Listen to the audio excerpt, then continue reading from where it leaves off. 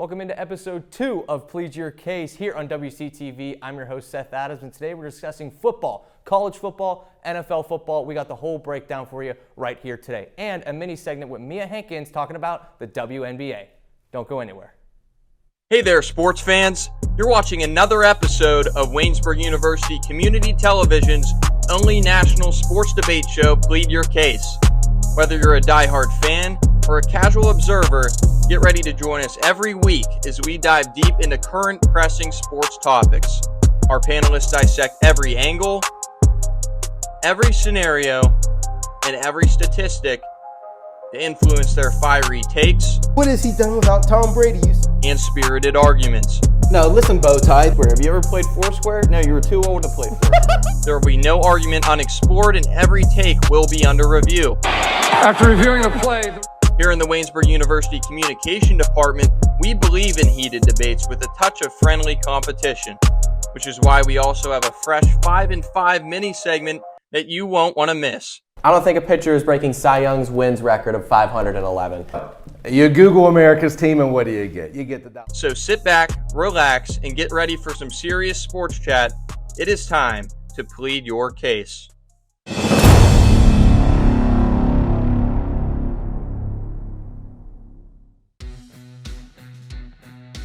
College football top 25. We had some shifts this week, obviously. The big ones I'm going to mention right now. Michigan went down 8 spots, they're now 23. Clemson went down 4, they're 12.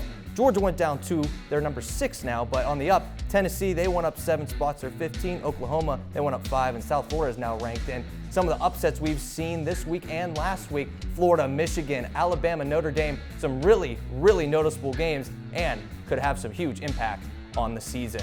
Once again, I'm on the desk. Seth Adams here alongside me, Benicio DeFalco and Chase Maceiko. Guys, these upsets, they always have an impact. Which ones do you think had the most impact either this week or last week? Well, outside of Alabama and Ohio State this past weekend, every other team struggled against the cupcakes, you could say. But USF defeated Florida State by a field goal. Huge. DJ Lagaway, who was a Heisman favorite coming into the season, he struggled in this one. It came down to the receivers. They weren't getting separation, and this is at a terrible time for Florida as they begin SEC play. If they can't get separation versus USF, what do you think they're going to do against Alabama, the LSUs, even Texas, defensive powerhouse of this season? But another upset I wanted to look at, it wasn't necessarily an upset, but just seeing how it's going to shake out the rest of the season, Oklahoma defeating Michigan. Just because Bryce Underwood, he's a true freshman, he played flawless in week 1. In this game, he looked like a true freshman, multiple errors, missed multiple receivers, but also his receivers weren't the best at getting separation. But luckily for Michigan, they're not going to have to worry too much until their 3-game streak at the end of the season where they go to Nebraska, they got USC, and then they got Wisconsin right before Ohio State. If they can win those games and they're 10-1, about to play Ohio State with that winning record in the Big Ten, Michigan could be a team to watch out in the playoffs, so I'm not too worried about this loss. It's just a matter of fact of how Bryce Underwood played in that 3-game stretch they got down the season. But until then, I think they'll be good. Yeah, Benny, I'm looking at those 2 games here as well. Florida, number 13, losing to USF. USF beating ranked teams 2 weekends in a row. That's huge. They're a smaller program. You look, Florida in the SEC, a record-setting 11 different teams in the top 25 right now, the most we've ever seen. So we saw 3 turnovers out of the USF team, and the defense looked very strong against a ranked Florida team. Yeah. And then as far as Oklahoma, Michigan, John Mateer, what a player we're seeing him develop into. 344 total yards and 3 touchdowns last week. 2 very strong weeks out of the Sooners. So I'm very excited to see how Oklahoma continues to trend as we move into the season. And now South Florida now ranked after not being ranked the last 2 weeks. Very impressive win for them, and I think that had the most impact in week 2. But now, guys, you mentioned it a little bit. Some players to watch. Who should we look out for this season? I know we're only 2 weeks in. We got to give it some time. But who are some young studs that we might be seeing a little bit more as the season goes on?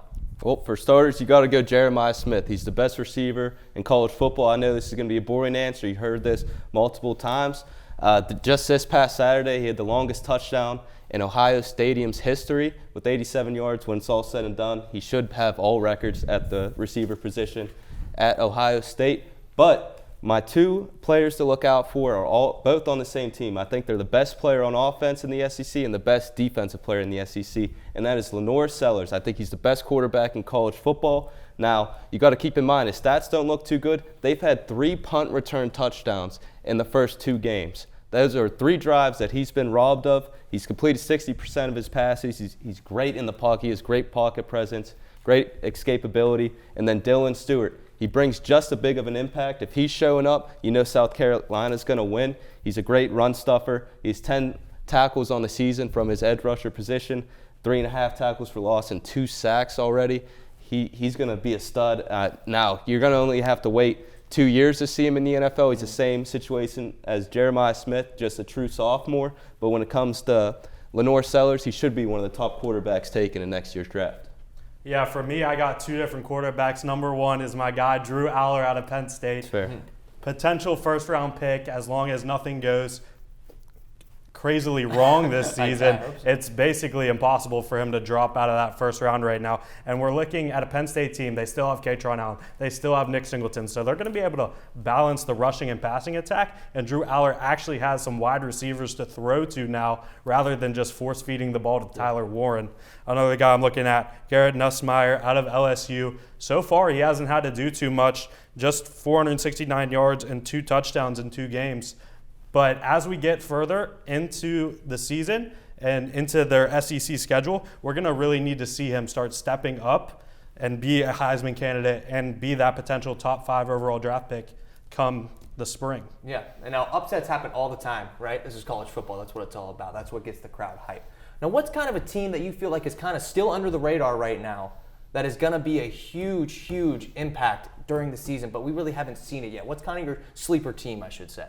Well, they're not under the radar right now because now they're officially ranked, but it's USF. That's what I'm saying. They got Miami this weekend. If they can beat Miami, who's 5th in the country right now, they're going to jump even farther. But even if they lose this game, they're going to start conference play. This is the only team that we're talking about in these scenarios when they're starting conference play. It's actually going to help them because in non-conference play, they're going against the Miamis, the Floridas. Now they're going against teams in their conference, easy wins. This is very, very reminiscent of Boise State last season. I think they can be in the same spot that Boise was just with the conference they're in. It's going to benefit them a lot. If all they got to do is win their conference, they're going to have maybe potentially 1 loss on the season in Miami. They can win out all the conference plays. They could possibly even be undefeated in the playoffs or undefeated going into the playoffs. But once they get in there, I think it's going to be a little bit of a situation with Boise State. They're going to face a Penn State, Ohio State, and they're going to get met. But I think they're a team that could potentially make the playoff.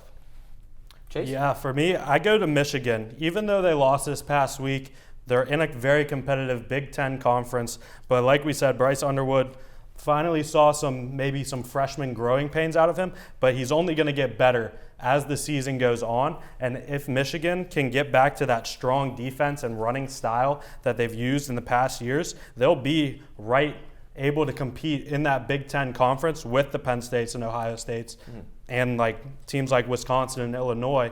So Michigan, I think, definitely has way more potential than you may think. And before we send it to our mini segment, I want to get your kind of ideas of the best matchup of week 3. What guys are going to be battling out? I know it's kind of easier to just look at and see it, but what do you think, in your opinion, is going to be the best matchup for this week? Yeah, so I think Miami USF is definitely going to be the game I personally am watching the most, mainly for the sheer fact of, hey, if USF wins this game against Miami, beating 3 ranked teams in a row, this is going to be something that's pretty unprecedented in the current college football landscape. Maybe that's going to raise some questions about, is NIL really kind of doing better for these lower down programs and helping them get into this competition? Yeah.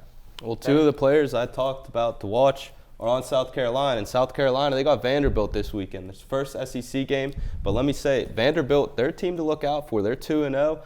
They made some noise last season with defeating Alabama. That was one of the talks of the early season. Was that week 3, week 4 last season? They kind of put their name on notice, and they got the same team this year. Everybody came back. So I think possibly to beat South Carolina, but with those 2 guys I mentioned earlier, how could you go against them? Yeah. Well, thanks, guys, for joining us for our college segment. Don't go anywhere, though. Mia Henkins is going to be up here talking about the WNBA and what's going on.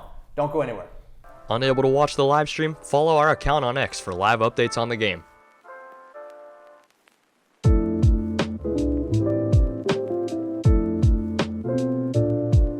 Check us out on Instagram as well for game day posts with all the information you need to know, as well as behind the scenes of each production. Our social media team works the hardest to give the best content to all of our audience. We're even on TikTok. You can stay up to date with WCTV on our Instagram account with clips from each of our shows. And last but not least, subscribe to our WCTV YouTube channel to watch those shows in full length.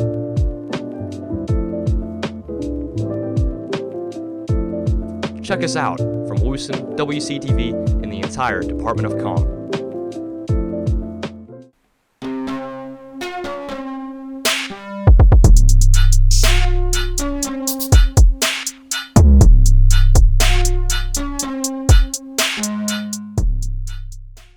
Welcome back into Plead Your Case.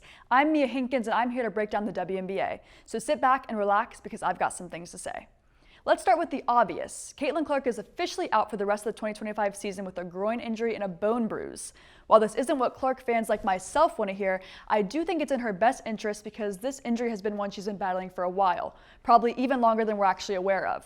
Clark is still young with it being only her second year in the league, believe it or not, so taking some time off will definitely benefit her in the long run and get her healthier quicker. On the bright side, the Indiana Fever have qualified for the playoffs for the second year in a row after beating the Mystics on Sunday, so there is still hope for a successful end to their season.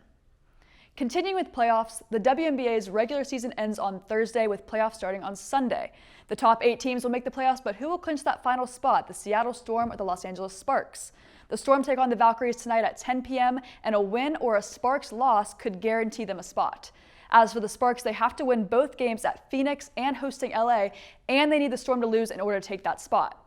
The Minnesota Lynx are in the number 1 spot, and the Las Vegas Aces follow behind in that second spot. The Aces have shown that they deserve that second spot with their recent 15-game winning streak, which, might I add, is one of the longest in league history, and A'ja Wilson has just completely put the team on her back with her 13th, yes, you heard me correctly, 13th 30-point game this season. Wilson has now broken records previously set by both Jewel Lloyd and Maya Moore. And let's not forget the release of her new shoe, the A1, which I will be ordering to test out for my upcoming season in hopes that I'll also have 13 30-point games, or even just one would be nice.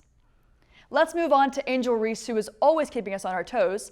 Reese made a comment in an interview on her recent frustration with her team, the Chicago Sky, saying she wouldn't settle for the same you-know-what the team did this season and would have to look in a different direction if nothing changed. She even went as far to call out specific teammates such as Courtney Vandersloot. In response to these comments, Reese was suspended for the first half of their game against the Aces on Sunday. Do I disagree with Reese's comments? Not necessarily. Could she have voiced them a little nicer? 100%. Moving on to my favorite player currently in the WNBA, Paige Bueckers has a standout rookie season averaging 19 points, 5 assists, and 4 rebounds over 35 games. She was Rookie of the Month for June, July, and August, making her the first Dallas Wing in history to do so and the frontrunner for Rookie of the Year. She has become Dallas's all-time rookie scoring leader with 650 points and is now 4th all-time in WNBA rookie scoring behind A'ja Wilson. She also had a career-high 44-point game in August and shot 80% from the field. However, the Wings are currently 9-32, meaning they most likely won't make the playoffs this season. Aside from the fan favorites, there are a few more players that I think you should be watching for come playoff time. Nafisa Collier is coming off an ankle injury for the Lynx and is almost guaranteed to show out. Former Dallas Wing Dejanay Carrington has now joined the Lynx and adds a ton of height and physicality to their game. The Dream's Alicia Gray has played the most minutes out of any WNBA player this season at 1,337 and is expected to only gain minutes come Sunday. Brianna Stewart is obviously someone to watch out for coming off last year's championship win as an absolute threat in the post. And going back to the Indiana Fever without Clark, Lexi Hall and Aaliyah Boston are going to have to continue to hold down the fort if they hope to see the finals. Finally, as a South Carolina fan, I have to mention Miss Camila Cardoso for the Chicago Sky. After Angel Reese's incident, fans are looking to her to be a leader and step up as the team's main post player, depending on any more possible suspensions from Reese this season. The WNBA has also seen recent expansion with the creation of their new team, the Golden State Valkyries. In their first season, they are the first expansion team to make the playoffs, have set attendance records with 18,064 fans per game, and head coach Natalie Nakasi was named Coach of the Year. And we can't forget about the reveal of the team's sassy new mascot, Violet the Raven. Violet has received lots of positive feedback after her debut TikTok post with the team and her iconic dances in the stands at the games. And finally, to any fans planning to attend a game soon, please stop throwing things at the players. If you plan to go and watch simply to try and injure or embarrass these women, spend your money elsewhere. The WNBA may need ticket sales to go up, but they don't need them badly enough to sell them to people who feel the need to make a joke out of it simply because they weren't good enough to make it to that level.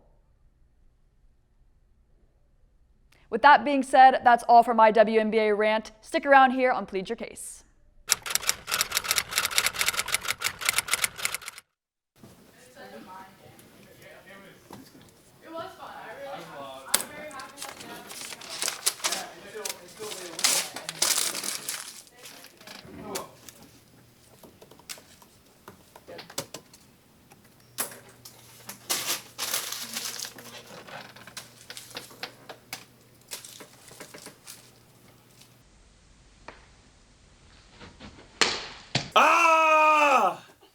I'm working here. My bad.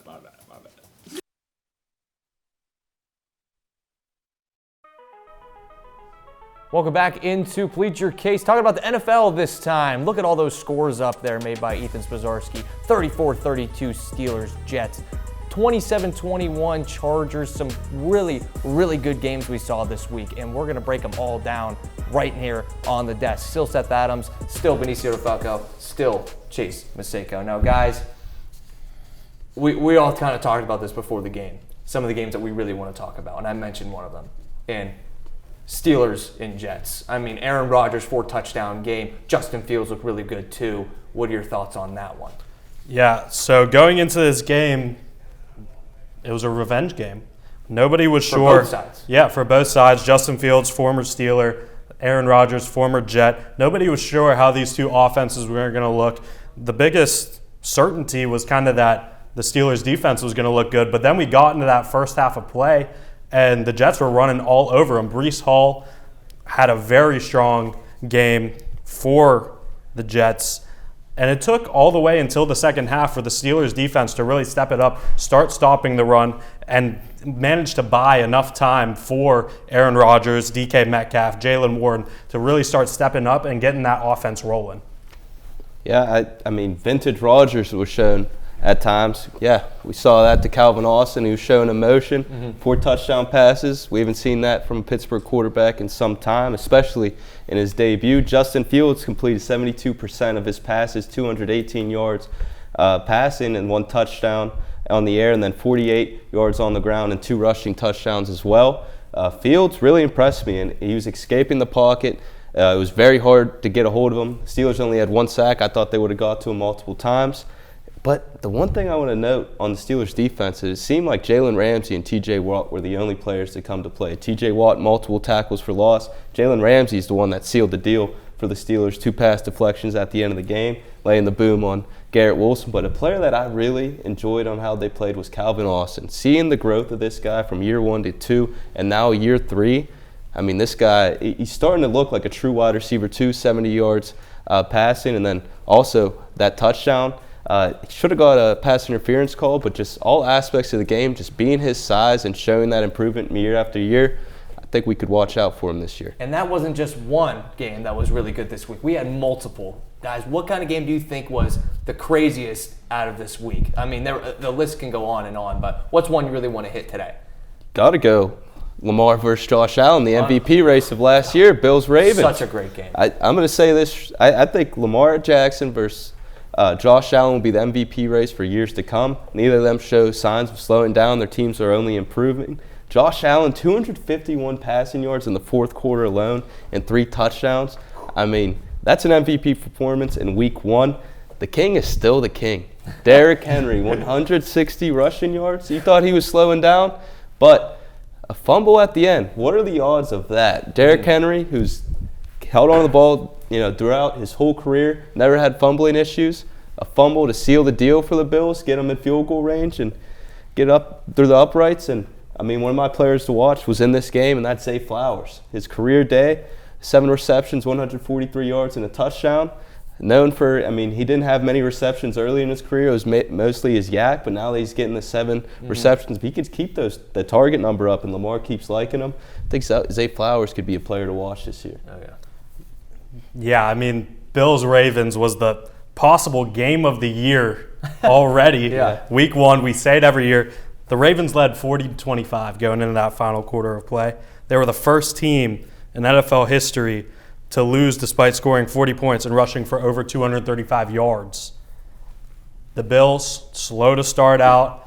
They battle back just at the end. Josh Allen finding James Cook for a beautiful, huge touchdown catch. And just Matt Prater, only in New York for Matt Prater. only in New York for 100 hours with his new team, connecting on the 32-yard field goal to win the game. Awesome. What a performance by both teams in this contest. Yeah, I can't get over watching the game. There was just a roller coaster of emotions. I went to bed, it was 40-25. I wake up, they won. Many did that. Lots of people. And I'm not surprised that they had this type of comeback. This team is really – they made it very far. They beat the Ravens in the playoffs last year in the division. Lost in the AFC Championship, but we see a lot of great things out of this team. Now, we're talking about these games who had a lot of impact and a lot of those teams that are pretty solid, but we knew that going into it. We're going to go back to another kind of sleeper team. What do you think is, or who do you think is a team that no one really is talking about because of these games that is going to make an impact in the season? Chase, we'll start with you. Yeah, so watching this Monday night football game between the Vikings and the Bears, Kevin O'Connell was last year's Coach of the Year with Sam Darnold at quarterback and a very strong defense. Going into this year, we have J.J. McCarthy making his season debut finally after having a knee injury in the preseason last year. He finally gets his opportunity to step on the field. And for 3 quarters, it looked like a horrible decision to make. But in that fourth quarter, J.J. McCarthy really stepped up, connecting on multiple touchdown passes, throwing for over 90 yards, and leading this comeback against a Caleb Williams-led Bears team who's stacked offensively with Rome Odunze, DJ Moore, added Luther Burden and Colston Loveland, and Ben Johnson's first game as the head coach. So I thought it was very impressive what the Vikings did last night in J.J. McCarthy's first game. I'm going to go on the opposite end of that, Seth. The team that I think is everybody's talking about, but I think we're going to see them struggle a little bit early on. The Detroit Lions, you mentioned Ben Johnson. He's going there in Chicago. They lost both their offensive and defensive coordinators. Steelers fans, you saw him on the sideline for the Jets. That Jets team was fired up and playing different. That Lions team, they looked a little stale versus the Green Bay Packers. Micah Parsons, only 29 snaps, still made an impact on the game, but Micah wasn't really in there that too much. And that defense, they gave the Lions a lot of problems. Jamison Williams wasn't able to get going. Amon-Ra St. Brown, even Jahmyr Gibbs, all their stars weren't able to get going in that game. And also, I think this is a division that is only improving. We saw it last night. J.J. McCarthy made his first start, and seeing him improve in the fourth quarter, I mean, 6 for 8, 87 passing yards, 14 on the ground, 3 total touchdowns in the fourth quarter. He's only going to improve as the year goes on. Caleb Williams looked very comfortable in the first half. Vikings made some adjustments, but I think that division is only improving. I think the Lions could start to struggle a little bit. Yeah, I can agree with that. Something very interesting in that game. 19 touches for Jahmyr Gibbs, just 50 total yards on 19 touches. Jahmyr Gibbs, a guy who had over 2,000 scrimmage yards last season, and in game 1, just 50. 10 receptions as well. Yeah. He had a lot of touches, couldn't get things going. Yeah. Well, you mentioned it a little bit before, Benicio, with Zay Flowers. He's kind of your most exciting player to watch right now. He leads the league in receiving yards and made a huge impact in that Ravens-Bills game. Chase, who would you say is your player to watch? Yeah, for me, it's the rookie out of Ohio State, Emeka Egbuka. First game versus the Falcons this past weekend. 6 targets, 4 catches, just 67 yards, but 2 touchdowns, including the game-winning touchdown from Michael Penix. Michael Penix, beginning his second season, as we know, only started a couple games at the end of last year. But Emeka Egbuka We saw him in the rushing game this past weekend as well. They're finding ways to get this guy into the offense early. Listen, Chris Godwin is on IR. He's going to be out for the first couple weeks. Jalen McMillan as well, out for the first couple weeks. So Egbuka has a great chance to establish himself on this team and stay as a wide receiver too, even when Chris Godwin comes back. Baker Mayfield has already talked about the rapport and the trust he has in Egbuka, and they've only been teammates since May. Yeah. Can I add on to that? Yeah, go ahead. I'm all in on Emeka as well, but for the same reasons that the locker room loves him, Mike Evans loves him, but also at the end of the game last week, he looks at Baker Mayfield in the eyes and goes, "Let me run a post route here." What's he do? That was a game-winning touchdown. He did the same thing at Ohio State in the national championship. The kid's smart. He's not the most athletic guy in the world, but he can make plays. Baker Mayfield loves him a lot. The sky's the limit. I think possibly towards the end of the season we could start seeing Emeka, wide receiver 1 in Tampa Bay. Yeah, and he's not a guy who's just going to go in the slot. He's going to be on the outside. He'll move to the inside. He'll run the ball like we saw this past weekend. Egbuka is versatile, and they'll have a great chance to use him any way to get this offense rolling. So much excitement, so much to talk about, and it's only week 1. Thank you guys so much for joining me on the desk to discuss all things football. That's going to do it for us today. Thank you so much for watching. Thank you to our producer, Ethan Spozarski, and thank you to Mia Henkins for our mini segment. You know where you can find your content right here on WCTV. We'll see you next week.